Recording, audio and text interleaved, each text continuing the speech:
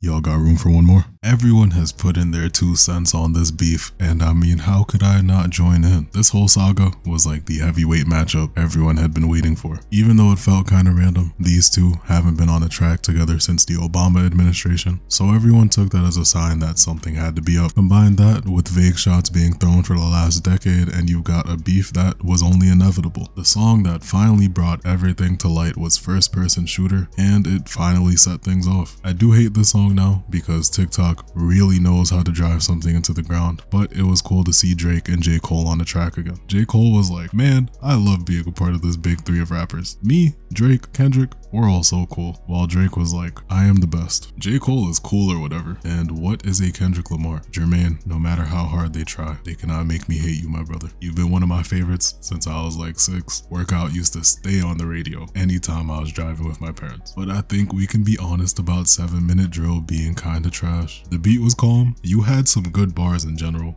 but the actual disses were straight up lies and very weak. You said to pimp a butterfly put people to sleep. You said no one would be talking about Kendrick if it weren't for the 2 of you. Come on, man. I am in the minority that respects you for apologizing, but at the same time, it's a rap beef. You can't do that, bro. But I digress. On the flip side, we all knew about Future and Metro Boomin's album dropping for a good minute, and a lot of people looked forward to it. But I just never thought a musical nuke would drop on it while I was playing Persona 3. Thank you to What's the Dirt for having what was probably the most concise video I could go to after going, damn, what did Drake do? After hearing what Kendrick had to say about him, in addition to just everyone else getting their hits in across the album. Hearing like that for the first time was just a different experience. And it had me playing it anytime I hopped in the car. Going to work,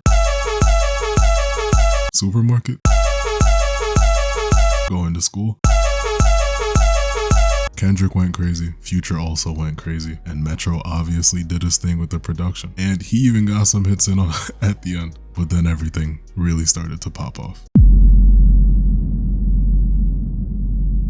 Following like that, Drake's track leaked, and I thought Push-Ups was a pretty solid response. Nothing career-ending for Kendrick in there, but it showed Drake standing his ground with some good shots at Kendrick. He also managed to throw shots at Rick Ross, who had released a track of his own. The Metro bar is just gonna be something that's remembered forever. Good bars in general, very catchy, and a good opening from him. But then he dropped the tailor-made freestyle, which was like a Pokemon being confused and hitting itself. I don't know why he thought pulling out AI Tupac and Snoop Dogg, who is very much alive. They did what? Seemed like it would be some diabolical tactic against Kendrick. Obviously, I understand he was using 2 West Coast icons to egg him on and get him to respond, but in the end, it just resulted in people making fun of him for it, and throughout the whole battle was one of the dumbest moves he made. And it sucks because I thought the instrumental for this one was fire, and Drake had a good verse on it too. But he got ordered to take it down by Tupac's estate, and if I'm being honest, a lot of the time I forget that this one even came out. So those 2 facts pretty much sum up how I felt about it. After weeks of silence, Euphoria was exactly what I wanted out of Kendrick. He came out the shadows and just said, let's do it. I know Drake poked fun at him saying that he needed to come out with some quintuple entendres or something, but genuinely, Kendrick cooked up some octuple entendres across the tracks that he released. I was a little heated when this one first dropped because I thought that first little section was going to be the vibe for the whole track. But then the beat dropped and I said, yeah, this has been the diss that I've revisited the most because it is simply tough. I like that Kendrick didn't shy away from his weird voices and showing off his personality. Let me see you push a T. And what is it, the brakes? Has had me in a chokehold because of it. And it was hard. There's no question that the bars were present, but I think the biggest part of this track was Kendrick showing signs that he is one of the biggest haters in history. I hate the way that you walk, the way that you talk. I hate the way that you dress. I hate the way that you sneak this. If I catch flight, it's gonna be direct. This had me beating my chest and running around my room. He just went for Drake's head for 6 minutes. An absolute win from Kendrick. Then he followed it up and flipped the script on Drake in 2 ways. Taking his usual timestamp location title scheme and dropping another track before Drake could respond. This was another track that flew under the radar, which most likely comes down to sampling and it not dropping on streaming. I remember listening to it at work and just feeling so eerie. And once again, Kendrick was flowing. 616 in LA is just a good song, but the disses on this one feel so much more surgical and calculated. Telling Drake that this entourage he's known for surrounding himself with may not actually be all that it's cracked up to be was crazy enough, but saying that someone may be sliding Kendrick info the whole entire time, I was getting paranoid myself. Can't Tootsie slide out of this one was one of my favorite bars on this track. I love this beat a lot, and Kendrick had cooked again. My absolute favorite part of this one though was that it was produced in part by Jack Antonoff, who is known for primarily working with Taylor Swift pretty much all of the time, which in a way makes this track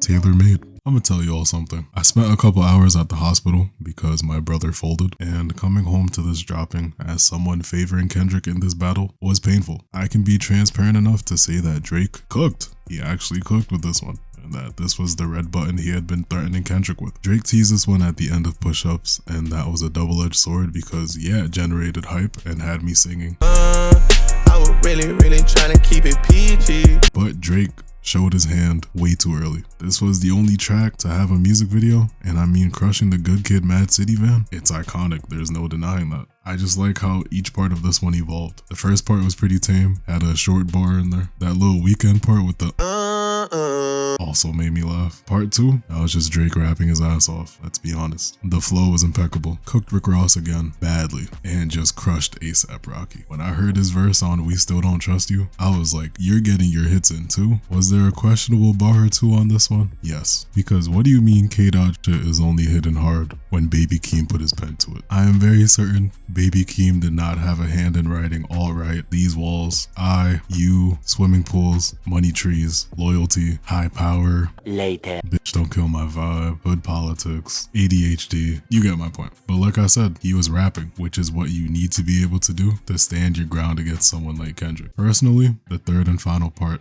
was my favorite. It had my favorite instrumental and my favorite flow out of the whole thing. Kendrick just opened his mouth. Someone go hand him a Grammy right now. Actually got a laugh out of me. Pretty bad. This was some of my favorite rapping from Drake, period, as he broke down Kendrick, his obsession with Drake's blackness, and how he's the one parading around for the white man. I thought it was impeccable how he switched the Prince and Michael Jackson angle on Kendrick himself. And then he casually just said that Kendrick put the pause on his wife, and I was distraught. My eyes popped out of my head, and I was just like, how does he come back from this? He might disappear for another couple of weeks again. Kendrick, how are you gonna come back from this one? Kendrick.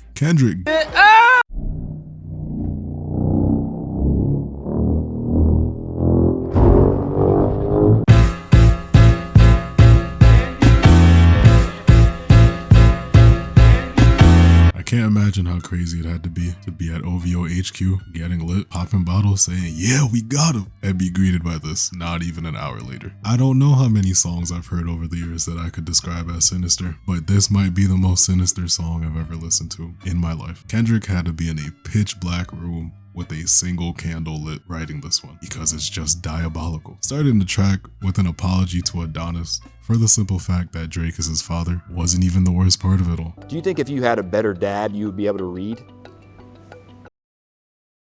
This was just another 6 minutes of hatred, but a level of hatred that I didn't know was feasible. Kendrick Lamar Duckworth broke down all of Drake's shortcomings and negative aspects of his being through the lens of his family, whose structure is already pretty fragile. He told Drake's mom that he thinks he should die and he is a freak. Told his father that he not only blames him for Drake being such a bad person, but also tells him that Drake simply uses him to validate his identity. Oh, how could we forget him calling Drake a pedophile and that they got some freaky stuff going on in that mega mansion of his. He said it's only a matter of time until they raid his place. And somehow, through all that, the bar that really got everyone going was Kendrick saying that he has an 11-year-old daughter out there somewhere. When I heard him say, "Dear baby girl," I was like, no way Drake got himself into this situation again. And honestly, at first, I don't think I took it too seriously. This is Kendrick Lamar, the king of entendres and layered bars that we're talking about here. I imagine that Kendrick thinks that Drake is just such a vile human being, and with the lifestyle he takes up, it only makes sense for him to have another Adonis kind of situation out in the world somewhere, and that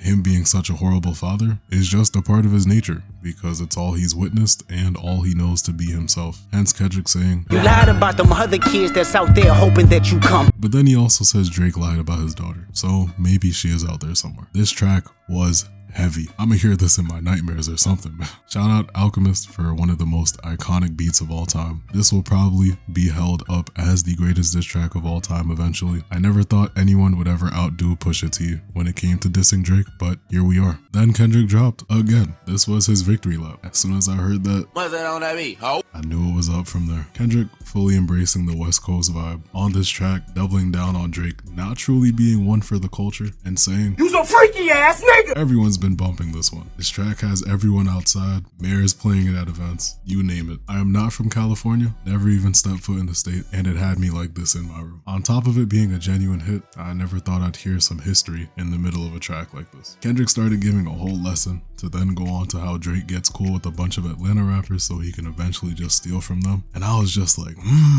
okay, because he wasn't even wrong if you look at it a certain way. I'm not even a numbers guy when it comes to music. In general, I just hate numbers. But this one has smashed a whole bunch of records and went #1. Plain and simple, Kendrick bodied him.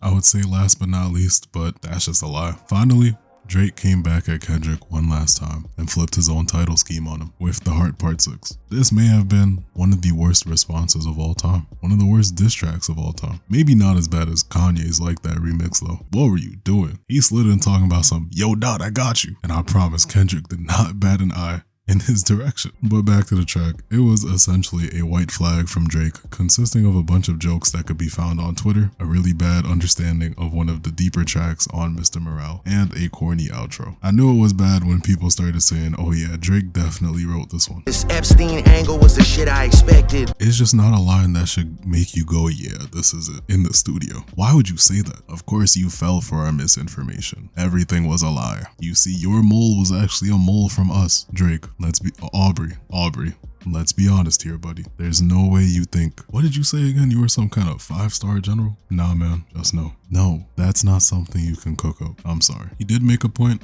in saying that Kendrick's wife did not come out to dismiss any of the allegations. But aside from that, this track was an embarrassment. And that was it for now. These two are as close to being polar opposites as one can imagine, and seeing them finally go at it directly made for something special. They represent the two aspects of hip-hop that seem to be at contention a lot of the time. The commercial popularity aspect versus the artistry, and that's a big part of what made it so interesting. I'm going to reveal a deep dark secret to you all. Up until the age of 12, I did not know that music existed outside of the radio and the music videos that I watched on YouTube. I honestly don't know why, but I will tell you, my eyes opened in 8th grade and my life changed forever. Kendrick was one of the first artists that I went out of my way to listen to. Damn hadn't released too long before, and I just did a very surface level look at his music, but it hit for me instantly. And as time has gone on, I've only come to appreciate Kendrick more and more as an artist. He is truly a poet with such an electric yet tame personality that can convey some of the deepest introspective lyrics ever. This man managed to create an anthem about the black struggle, and it goes hard. Mr. Morale and the Big Steppers dropped on what was probably one of the hardest nights of my life and helped put life into a perspective that I really needed at the time. Kendrick speaking on his own healing journey and learning to grow past his trauma while also embracing it and understanding how it's made him who he is spoke to me so seriously at that very moment. It's why Count Me Out is one of my top songs from him. But then Kendrick said, I want to end Drake, end his whole career. I hate him. And it sucks that it took this beef for people to go revisit that album or actually check it out for the first time, because it's honestly great. And if you haven't, go give it a spin.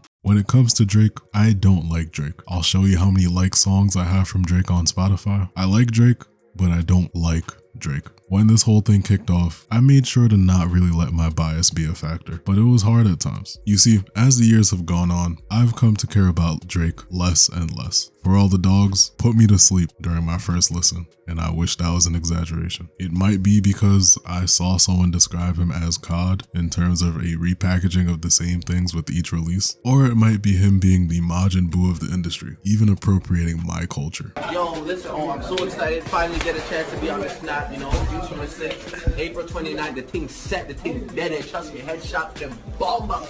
I'm joking, kinda. There's never been a moment in my life where I was like, I want to know more about Aubrey Graham, where he comes from, and how he became the man that he is today. And that could very well be that it's because I'm not a biracial Jewish Canadian. But I also think Drake's generalness and accessibility somehow makes him even more inaccessible, and that was a large aspect of this beef for me. When Kendrick said, I like Drake with the melodies, I don't like Drake when he act tough, I said, you know what, Kendrick? Me too. And I found that even funnier when I realized that, to me at least, the best part of Family Matters was that third part where Drake was being what? Melodic. I don't want to just turn this into bashing Drake because he's as big of an artist as he is for a reason. But realistically, his pen is nowhere near Kendrick's. And I hope that in me saying that, the OVO goons do not show up in black vans outside of my house. Kendrick won because he was able to break down Drake's character in such a full-on display that you gotta be fooling yourself to think otherwise. And don't get me wrong, there's a chance both of them have some wicked demons in their closets, but I've come to accept that famous people are crazy. Big thanks to this guy right here. And in reality, we never truly know anyone. I needed to update the outro of this video because I recorded everything else a month ago at this point, and oh my god, is this video late. Real life just gets in the way sometimes. But I had to get my 2 cents in because this whole thing was too big not to. And it has a lot of people feeling like this right now. And if you want to be able to say the same thing, like and subscribe. It goes a long way. I also wanted to personally thank all of you for 100K on my last video. It's crazy to see the fruits of my labor right there in front of me. And as someone who's been wanting to make YouTube videos for years at this point, it's still crazy to see. So thank you once again, and welcome to everyone who's new. If this is your first video by me, look around the channel. Got a lot to peruse. Got a lot of stuff coming up. Be on the lookout for that. Kendrick actually came out of the shadows and he gave a speech at Compton College's graduation ceremony, which was cool to see. He's performing on the 19th, also cool to see. Drake is doing Drake things. J. Cole released Grippy. I know it's not his song, but a travesty all the same. Thank you once again. I appreciate all of you. Hope you're doing well. And as always, take care of yourselves and have a good one. You be in Miami with your family, those your brothers. I was a sick man with sick thoughts. I think niggas like him should die.